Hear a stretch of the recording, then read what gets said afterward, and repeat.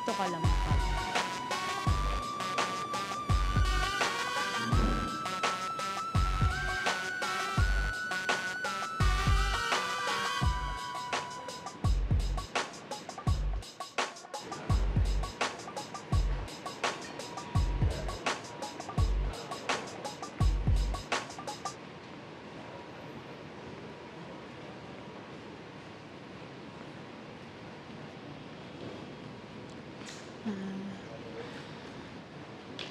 Excuse me, pwede ba kay Yuan Lee?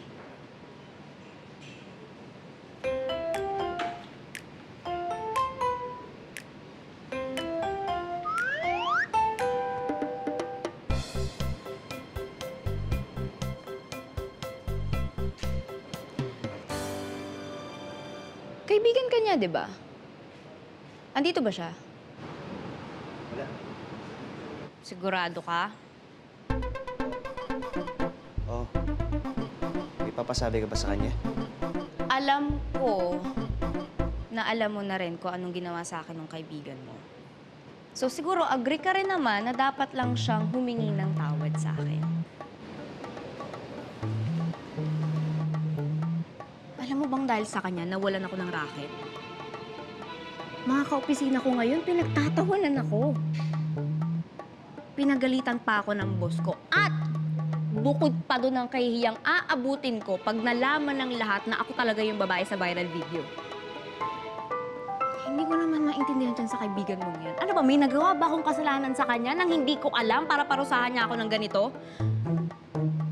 At hindi ko rin naman maintindihan ng mga lalaki. Kapag ba may nakita kayong taong may hawak na freaky sign, nahalikan nyo na agad kahit hindi nyo kilala? Ikaw, ano bang gagawin mo? Ha? Ay!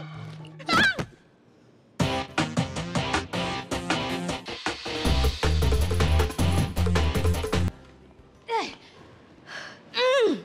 Bakit ba lagi na lang ako nadidisgrasya sa tuwing nakikita ko kayo ng mga kaibigan mo? Ba't hindi ka gumagalaw? Nabalian ka ba?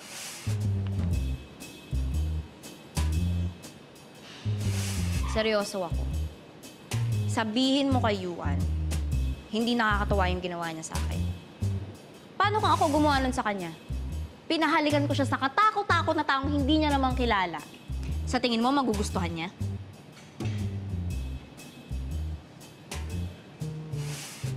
Sumasagot ka pa. Kung sanay kayo sa mga taong sunod-sunuran sa inyo dahil lang mayayaman kayo, ibahin mo ko. May dugong Bisaya ako, Chong. Matapang ako, wag mo kong anu-anuhin.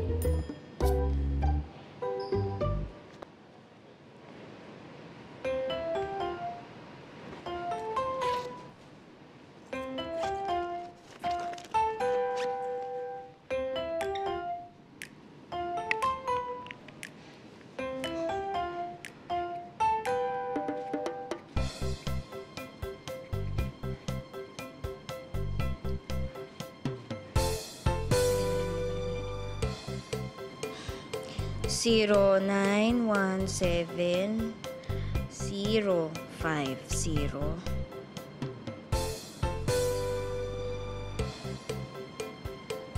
Sabihin mo kay Yuan, iintayin ko ang apology niya.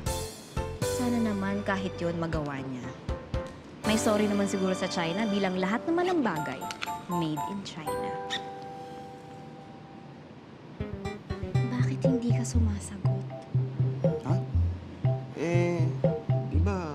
Nagagalit ka pag sumasagot ako. Pala answer ko!